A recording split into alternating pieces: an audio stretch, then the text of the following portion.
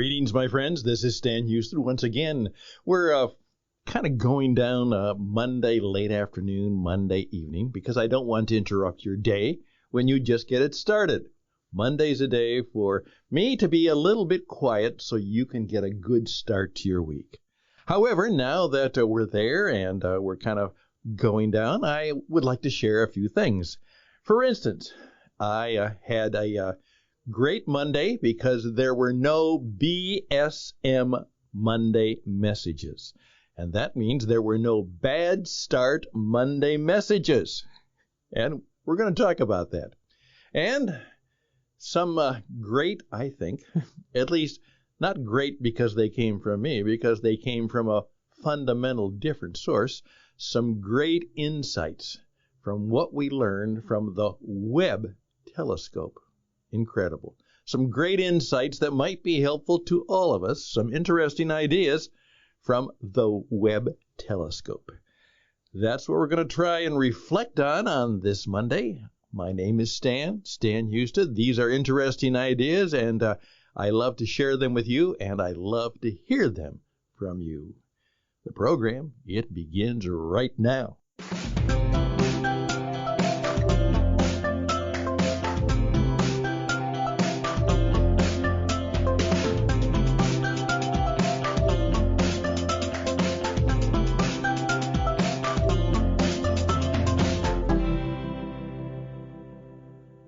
Okay, let me talk about the BSMs.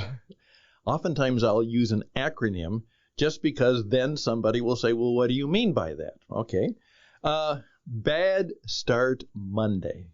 Now, today when I came into the studio, my good friend Jake, he's one of the few guys who keeps as early a morning beginning as I do.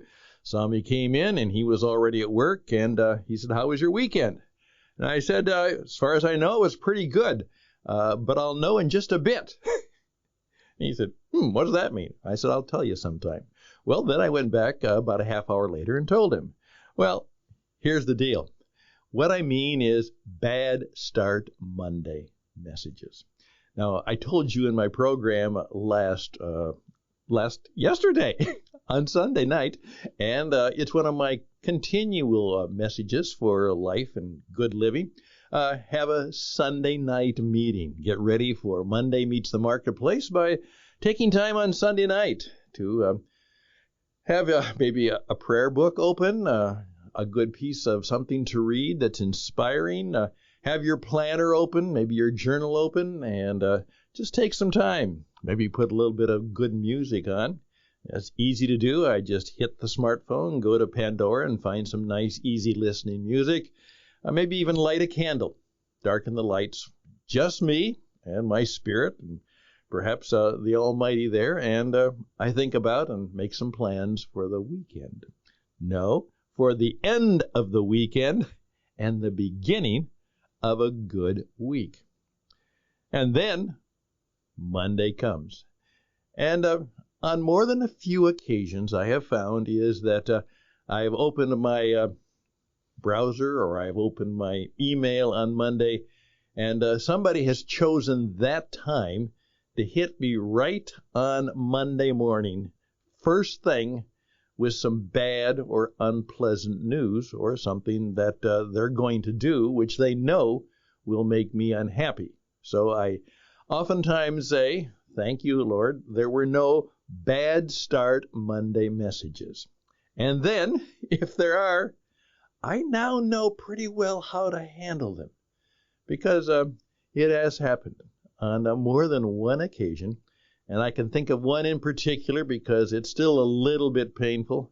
In fact, the person who did it actually used my Sunday night deal to say, well, Stan, I was kind of having my Sunday night meeting, and boom! And they knocked me down, knocked me over, and hit me over the head. No Bad Start Monday messages. But again, I'm ready for them now, and they still will probably happen. In fact, another one happened just a few months ago, and it wasn't mean or nasty, but it was a bad start because Someone didn't keep their word. That's the way it was. So, please, it's nice to know that, as my friend Jake once again said, well, that's life, isn't it? And I said, yes, it is. And as Scott Peck said, remember, life is always difficult. That's the way it is. And once we understand that, it doesn't matter. And once we understand that, it doesn't matter.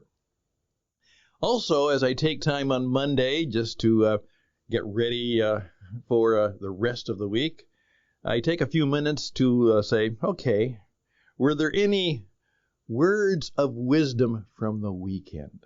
Okay, Friday night I kind of signed off work, but I had a couple days to think and reflect and read, to do a lot of nothing work, which was sometimes some of the best work I ever do.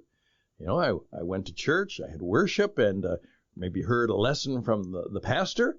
Were there any words of wisdom from the weekend that are helpful to me? And that is true. But it was something that was a little bit different. I was amazed as I once again, because I didn't have time during the week, to look at the pictures from the Webb telescope.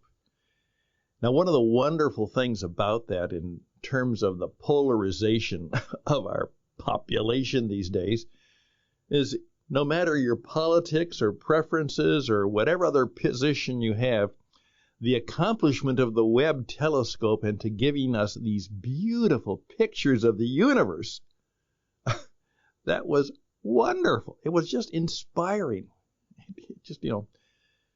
It really did. It was beautiful. And of course, the wisdom came not from the words, it came from the pictures and the beauty. First of all, those of us who believe that there is a creator can be overwhelmed by what creation can be. And interestingly enough, the one man who was talking about it said, please remember that these are not pictures of today. These are probably pictures of what was, because they are many thousands, maybe millions of light years away. So what we're seeing in the telescope now is what happened a long, long, long time ago. Yeah, that's true. Then it came to me. Can you believe how little we really know? How little we really know about the universe, about creation. There is just mountains and mountains of stuff we don't know. And I was talking to a good friend of mine who's a little bit of a skeptic about things. And I simply said, it might not be very smart to only believe the things that you can see or understand. It may not be very smart to only believe what you believe can be scientifically proven or verified. The Webb telescope says there is a whole lot of creation and a whole lot of mystery that you just don't understand. You don't know anything about it. And it's rather awesome. That's right. Truly awesome. And that's what came to me. I love the pictures. I love the beauty of it. But more and more, just the lesson that says, you know what? Some of the best words that you can ever use are, gee, I just don't know. I just don't know. Now think about that. I just don't know. Maybe we'll take that I just don't know and flip it into kind of a business and life lesson that hopefully comes from what we now know from the Webb telescope. I'm Stan Houston. We're 9 minutes. We'll be less than 20 because it's Monday and because that's the way we do things, because I know how to do a podcast, and it should be about 20 minutes.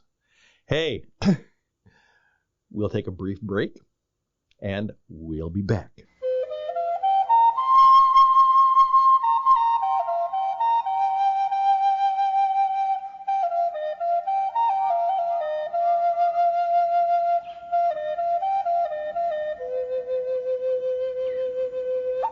From time to time, my children, they do it a lot less often than they used to, would ask me a question. They want to know something from me. And as they've gotten older and I've gotten used to it, sometimes they just don't care what I know or what I think. So they don't ask that question nearly as much as they used to when they were younger. But I've also learned that when they do, sometimes I'm much better off just to say, you know, that's a great question. And I just don't know. Maybe we can find out, but I don't know. And there are so many things I don't know. And one of the best things I know is that I don't know a lot of things. And the problem with a lot of our world situations is we've got a lot of people who don't know but think they do. And so let's just reflect on that. The COVID crisis was certainly that. And what happened is that people got in a position of power, and even though the evidence was not fully there, they all of a sudden decided that they did know what to do. They knew. And so we decided to lock down the economy, shut it down. And of course, we all had questions about that, but we went along with it. However, I remember one time when I had to run and get something on a Sunday morning because we didn't have church, that I needed to get it. Well, I just went to Home Depot, but Home Depot was open on a Sunday morning, but my church couldn't be. That was the deal. Now, why did they do that? Why did the powers that be do that? They said they knew what we should do, and that's what we did. We were told we should lock down our schools, and now we are realizing that that was a terrible mistake. And sometimes the people who said they knew it was best for us, all it was best for them, and it was certainly not good for our children. Mandates are usually stupid. Now, when we got a mandate that we had to do this and we had to do that, what people who are mandating things, the men and women behind the mandates are saying, you don't know what is good for you, so we're going to mandate, we're going to do something that we know is good for you. And because they have the power, they can do it. Generally, we found out that those people oftentimes were wrong, that they didn't know, but they still had a mandate. And what is true of a mandate is they're saying, we know best. We know best. Let me tell you, that's seldom true. That's seldom true. So that's just something to think about on Monday, that perhaps more and more the real wise men and women are those who say, you know, I don't know. Let's see if we can find out. And by the way, how will we know when we know? And is it still important that we know? Just let that sit on your head for a moment. And let me just flip on that by simply saying this. Fundamental truth. First of all, it comes from this premise. People will ask me, say, Stan, are you one of those consultants? And I say, no, I'm not a consultant. I don't pretend that I always know what you should do and then tell you what to do, which is what most consultants do. I say, I know, and this is what you should do because I'm the consultant. Please, the people who think they are smart and they think they are the experts and they reflect more arrogance than humility about it, don't trust them. Don't trust them.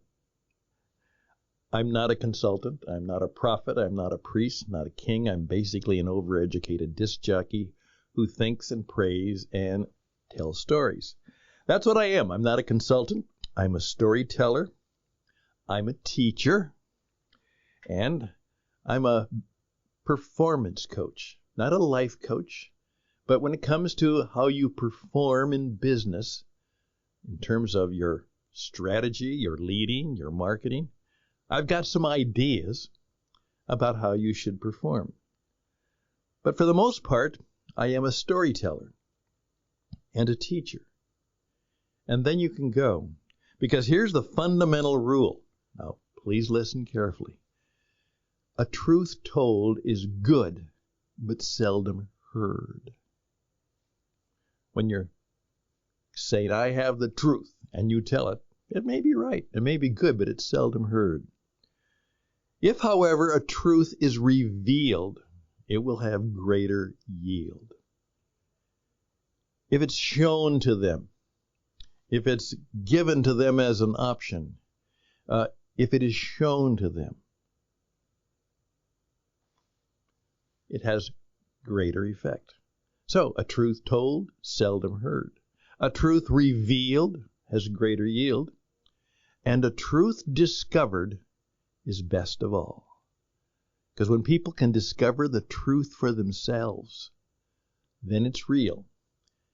And you know what? They're more likely to accept it because they decided to accept it.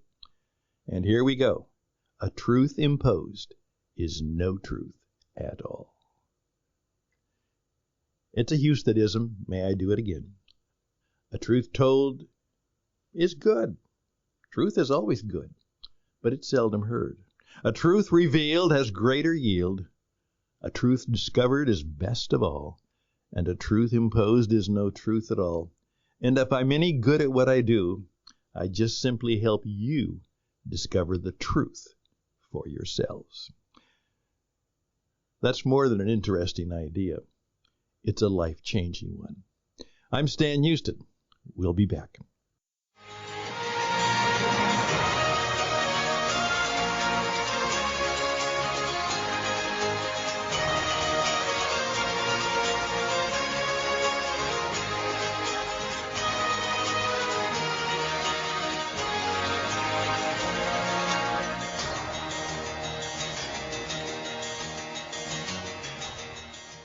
Once again, thank you for your time. Take 20 minutes every day to learn something new, and I hope this was part of that for you, as you perhaps have a little more reflection time at the end of Monday.